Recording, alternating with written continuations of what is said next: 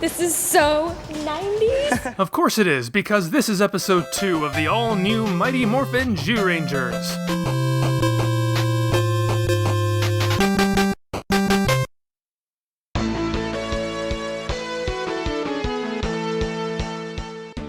When we last left off in Kyoryu Sentai Zyuranger, the sage Barza reawakened the Zyurangers to fight against the recently released witch Bandora.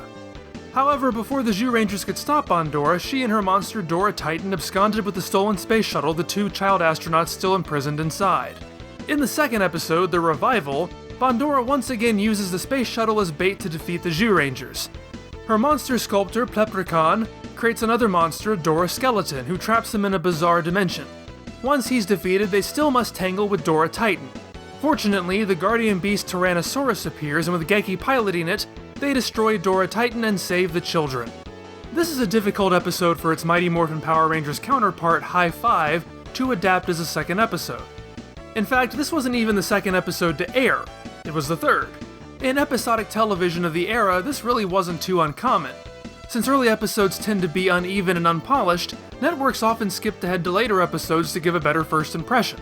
So Food Fight became the actual second episode of the series to air, which, as we'll eventually see, creates a pretty big problem on its own. I'm just going to go ahead and deal with them in production order for now. This was the second episode they produced, and it corresponds to the second episode of Zyuranger. Doing anything else would just get confusing. But keep that fact tucked away for a while. This episode is rough, and I can see why they held it back. Some of that is because the revival itself feels a bit unfocused. Some of the blame could be laid at the fact that they were finding their footing. But the way Day of the Dumpster was structured certainly didn't help. If you remember, that episode jettisoned much of the plot of the birth in order to tell a self-contained origin story. The space shuttle didn't exist beyond the opening scene, there were no children to rescue, and there was no Dora Titan. Since all of those elements feature prominently in the second episode, that made it particularly vexing to adapt. How do you tell a story from the revival's footage when none of its setup exists? How do you craft an episode where the day is saved by a single Zord when the previous episode already introduced 5 of them and the giant robot they combine into? Let's find out.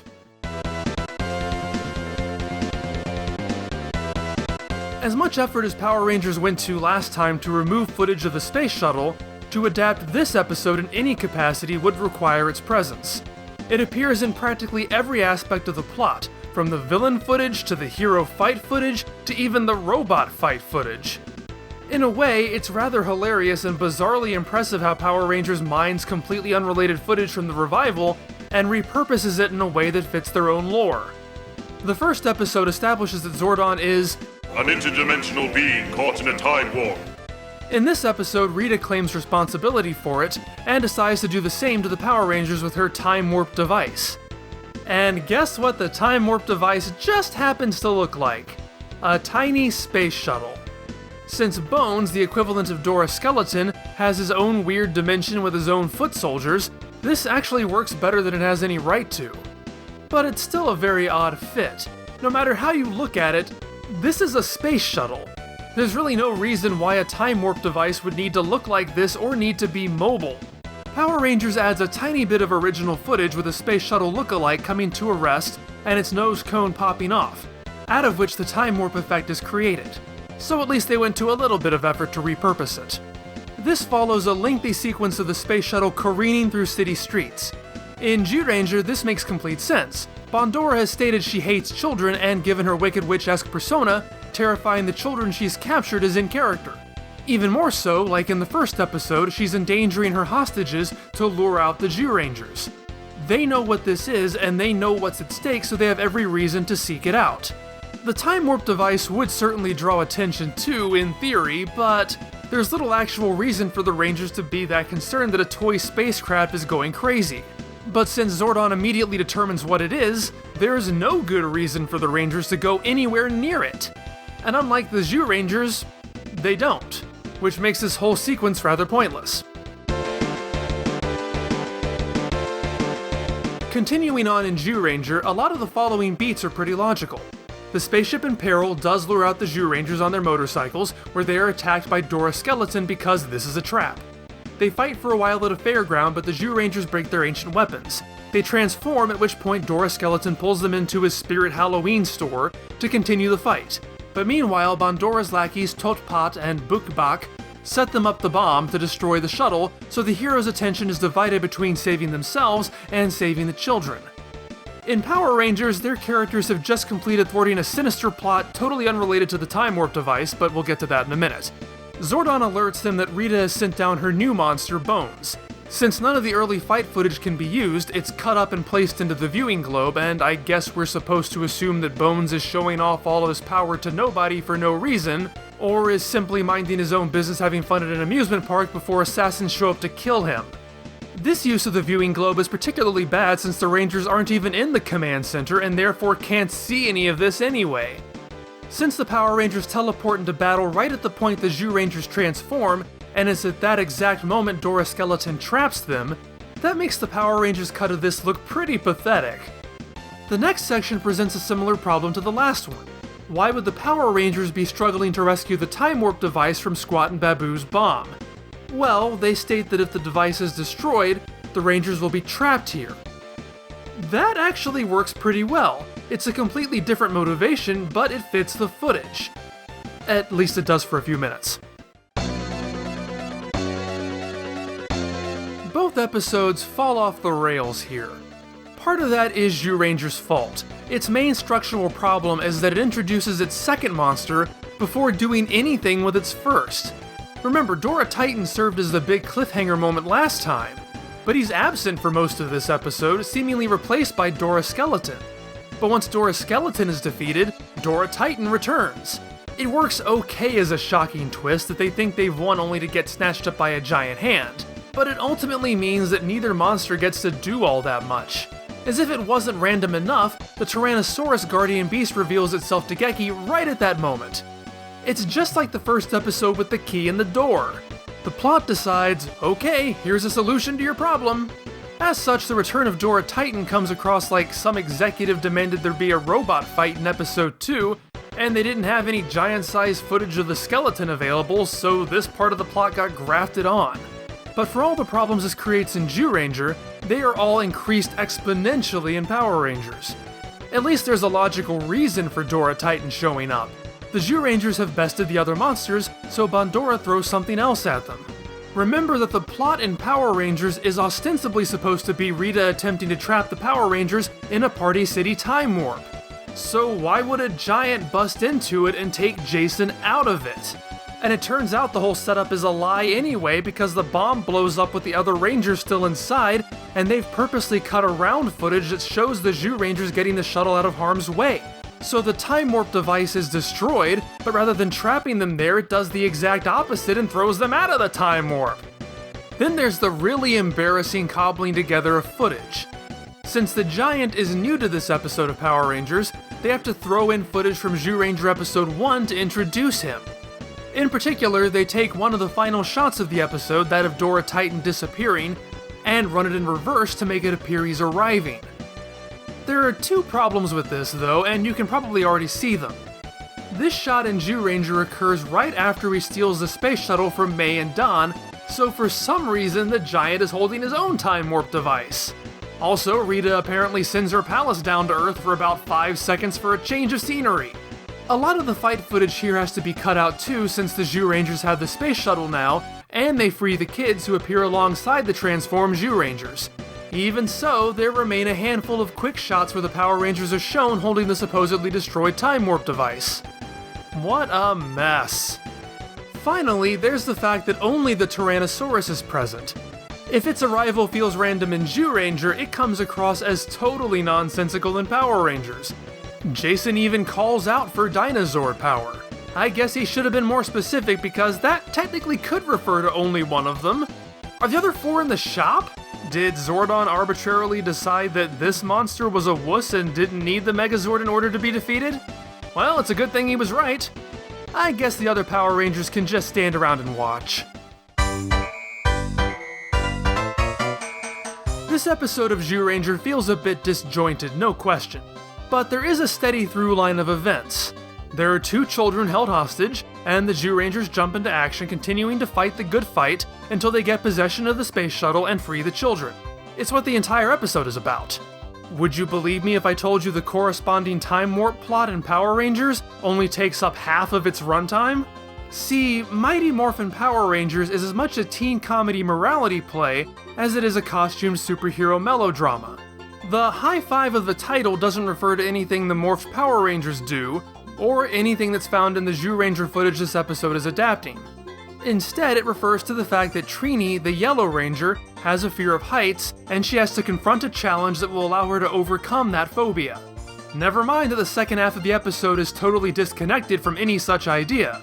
Trini opens the episode by freaking out because Jason's climbing a rope, and later on she's afraid of Billy climbing a mountain. So really it's less that she's afraid of heights than she's afraid of other people's heights. This culminates in Rita sending out putties to some location at the same time she sends out the time warp device.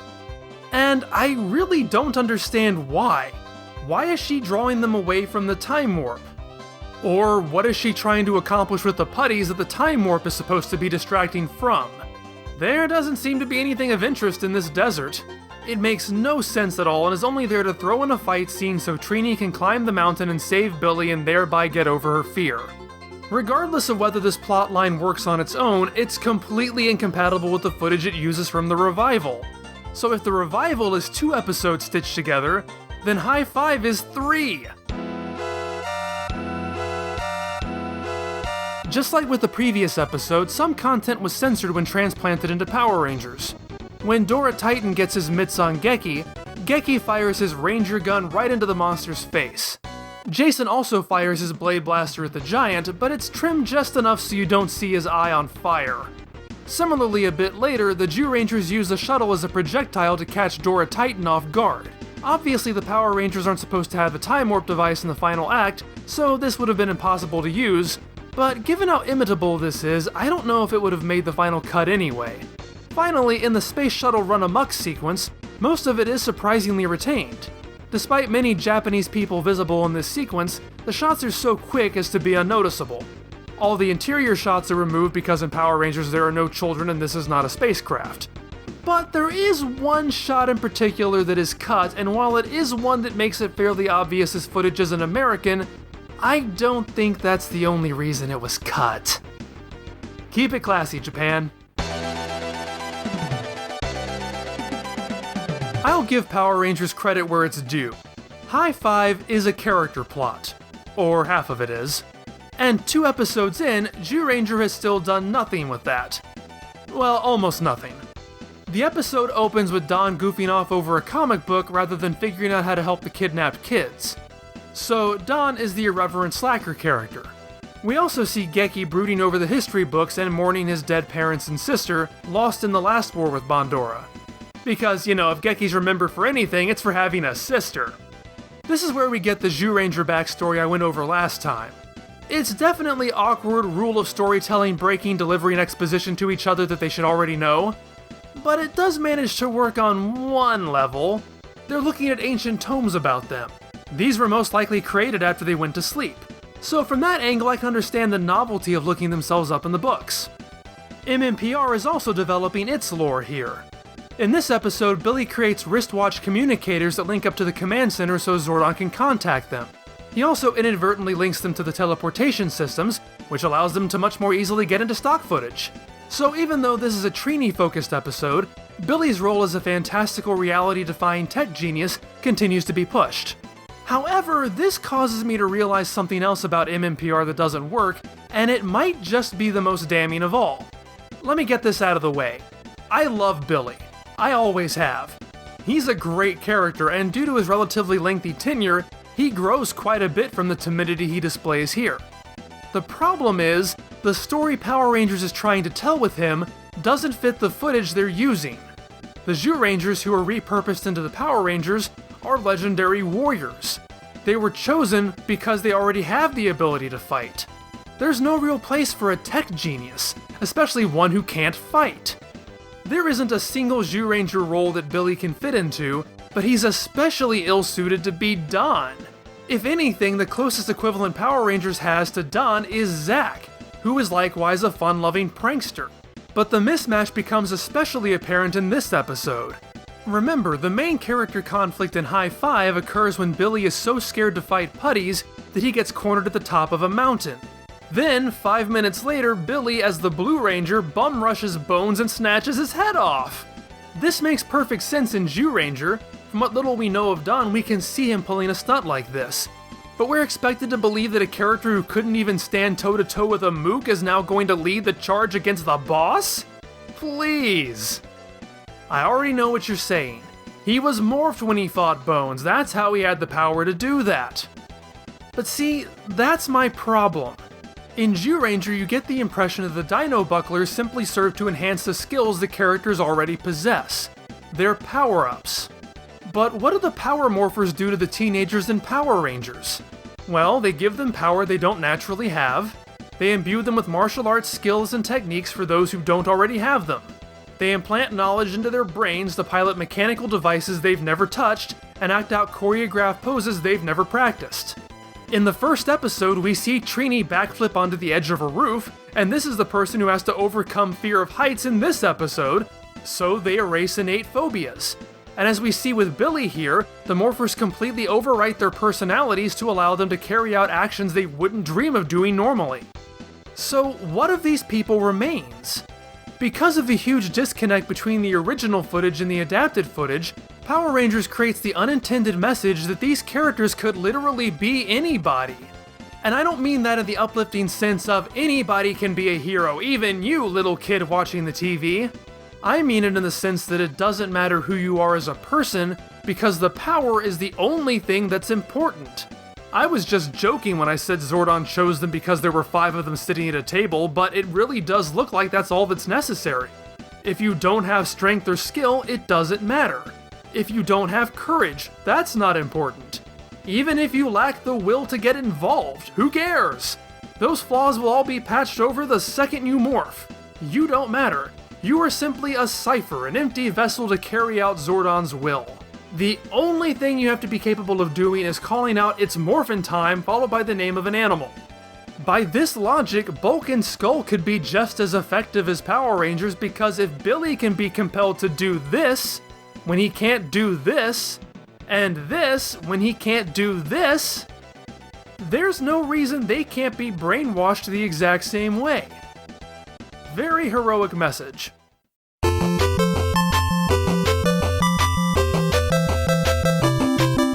So after that insane tangent, it's time to score these suckers. Quite frankly, I think this is going to be quite a bit more difficult than last time because neither one is all that great, and I feel each episode's strengths are countered by an equal weakness. Or conversely, the winner will win not because it excels in a category, but because it fails slightly less. In terms of story, High Five manages to accomplish at least one impressive reworking of a Zyuranger concept, that of turning the explosion of the space shuttle into a ticking clock to trap them. Likewise, Billy's invention of the communicators is such an important moment in the history of the show that the revival's book club pep talk doesn't really hold a candle to it. But at the same time, High Five is such a conceptual mess. The time warp makes no sense and can't even conform to its own rules. The unmorphed section has nothing to do with anything else, and the downgrade of Zords likewise confuses. The revival isn't the most tightly constructed of narratives, but it's far more consistent and coherent. The revival wins. As for characterization, Zyuranger once again doesn't give all that much. Some implied character work begins to seep through, but the forward momentum of the first episode's story is still the driving force. High Five has the edge for at least attempting a character plot, as ill-fitting as it is. Billy, likewise, has plenty of opportunity to demonstrate his personality. Even Zack, who isn't the focus, gets a brief moment to show who he is. Unfortunately, a lot of this is so at odds with the Sentai footage, the characterization begins to feel incredibly inconsistent. Still, High Five wins this category. Finally, for action, unlike with the previous episode, much of it is the same. As goofy as the unmorphed fight chain is, and as much as it clearly exists for no other reason than to resolve Trini's phobia, it's fun. It shows the slightest bit of growth has occurred since they got beaten down in the last episode, and it's nice to see that putties remain a credible threat. Unfortunately, that comes at the expense of a superiorly choreographed untransformed fight against Dora Skeleton, which not only makes some fun use of more interesting geography, but with the destruction of the Zyuranger's weapons, sets up the next storyline. And while the finale is pretty much the same in both versions, High Five loses the shuttle strategy, and as I said, doesn't really make a lot of sense that the rest of the Zords have been benched this time around. Because of that, the revival takes this category and the win overall. Thanks so much for watching. If you just stopped in for Power Rangers, check out my other videos, like my ongoing Dragon Ball review and analysis series, Dragon Ball Dissection. Content like this takes work, and it's thanks to all of you guys that I'm able to continue to do it. So please support the channel however you can, such as engaging or sharing this video. If you can support on Patreon, I'd really appreciate it. And you get rewarded too, such as having your name appear at the end of each video, or getting to view content like this a week earlier than everyone else. See you next time!